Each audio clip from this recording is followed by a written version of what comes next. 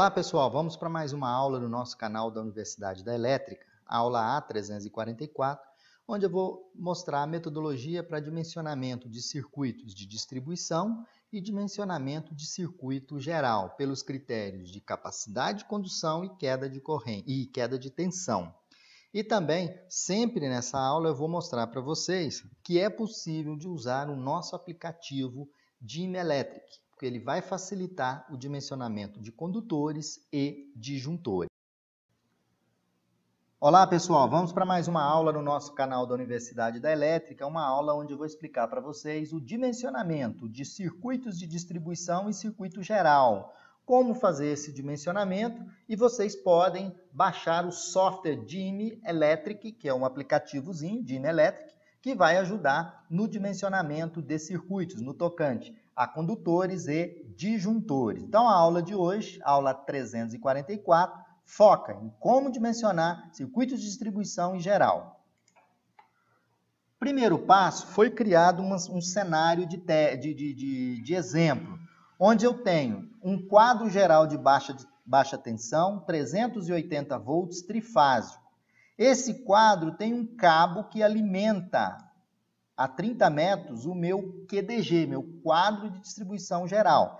Esse quadro de distribuição geral atende 8 circuitos trifásicos, de C1, 6 circuitos trifásicos, de C1 a C6.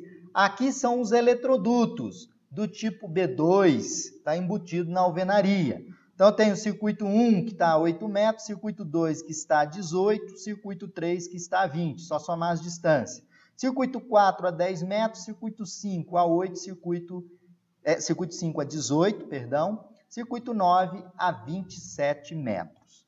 Aqui eu tenho os valores das cargas. O que é importante a gente observar é que as cargas, todas elas são trifásicas, com os seus respectivos fatores de potência. Aqui embaixo é um dado muito importante, que a demanda que eu devo considerar desse circuito geral entre o QGBT e o QDG é 90%, ou 0,9%. Dimensionar, o que pede é para a gente dimensionar o circuito geral e cada um dos circuitos, C1, C2, C3, C4, C5. Queda de tensão admissível, 2%. Aqui eu coloquei a tabelinha de agrupamento. Isso tudo está dentro do Dimelectric. Então, qual é o agrupamento do circuito C1? Vamos lá. Qual é o fator de agrupamento do circuito C1? Aqui é um eletroduto.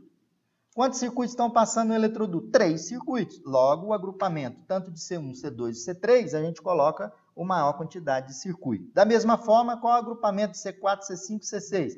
3 circuitos agrupados. Aí na tabelinha tem aqui o fator de correção de agrupamento.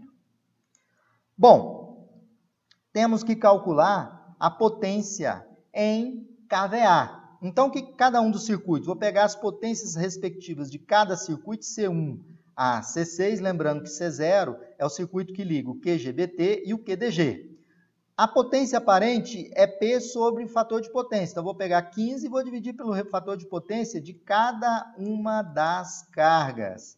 E aqui eu tenho a minha potência aparente. Do outro lado, a corrente. Se eu tenho a potência aparente, o que é a potência aparente? É igual a raiz de 3 VI. Logo, o I do circuito é S raiz de 3 vezes V.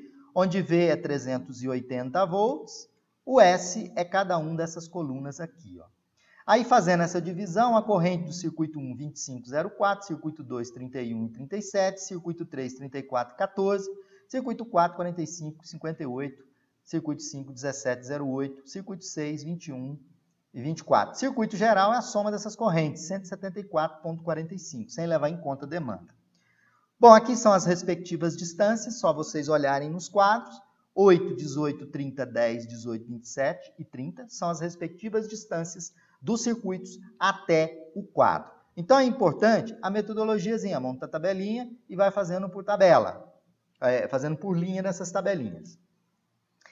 Aqui eu tenho o dimensionamento das correntes. Veja bem, aqui são as correntes de circuito, tanto do circuito 1 ao circuito 6. Aqui eu vou dividir pelo fator de correção, como está aqui, olha. Fator de correção é IC, F vezes FCT. O FCT, ele é 1, tá? Porque eu vou estar trabalhando com 30 graus. E o fator de agrupamento, 0,7, 3 circuitos agrupados. Dividindo cada uma das correntes do circuito, nós temos esses valores aqui. C0 tem uma corrente de 174,45, só que eu vou considerar uma demanda de 90% desse valor, logo a corrente do circuito C0, 157 amperes. Aqui eu já tenho os circuitos dimensionados no tocante à seção dos condutores. Vocês podem montar a tabelinha e usar o dielétrico para o cálculo. Logo, circuito C1, nós temos aqui a corrente de projeto, nós vamos trabalhar com a corrente de projeto, que é a corrente corrigida, e vamos consultar a tabela. O dielétrico já tem a tabela interna, tá? O nosso aplicativo. Lá no Google Play você pode baixar esse aplicativo. Ele vai fazer todos esses cálculos. Aqui eu estou mostrando a metodologia. Então eu tenho dois métodos, o método de capacidade de condução e o método de queda de tensão. Queda de tensão 2%. Pelo método de condução, o circuito C1 é 35,77. Eu vou considerar o cabo de PVC, o método de instalação é o B2, 3 circuitos, 35, eu só tenho o cabo de quanto? De 10 milímetros. Logo, circuito 1, ele é um circuito com cabo 10 milímetros quadrado de PVC. Lá no dielétrico você faz esse cálculo direto, não precisa consultar a tabela, já tem a tabela interna. A seção do condutor, aqui eu estou colocando, só para vocês lembrarem, tem que ser maior ou igual a 100 vezes raiz de 3, vezes ρ, vezes L, vezes IB, dividido por ΔV, vezes VL. Substituindo os valores, lembrando que ρ é a resistividade do cobre, 1 sobre 56, 8 é o comprimento do condutor até o quadro, 35,77 essa corrente. Aí diz que a seção do condutor tem que ser maior ou igual a 1,16. Se a seção tem que ser maior ou igual a 1,16, então 10 milímetros está ok. Ele atende tanto a capacidade de condução quanto a queda de tensão. Vamos fazer agora, para a gente finalizar, o C0. O C0, a corrente é 157. Eu vou voltar aqui, 157 a corrente. Pelo método de capacidade de condução, o cabo é de 95, que suporta 179 amperes. Pessoal, então esse cálculo todo, vocês botem na tabelinha e vai usando o dielétrico lá na Google Play, dielétrico. Vai lá e baixa na Google Play, ele vai calcular os condutores. O que você vai entrar no software? A potência, o fator de potência, quantidade de circuitos agrupados, né? E o restante internamente ele faz todo o cálculo que ele tem, as tabelas. Ok, pessoal? Fiquem ligados no canal da Universidade da Elétrica.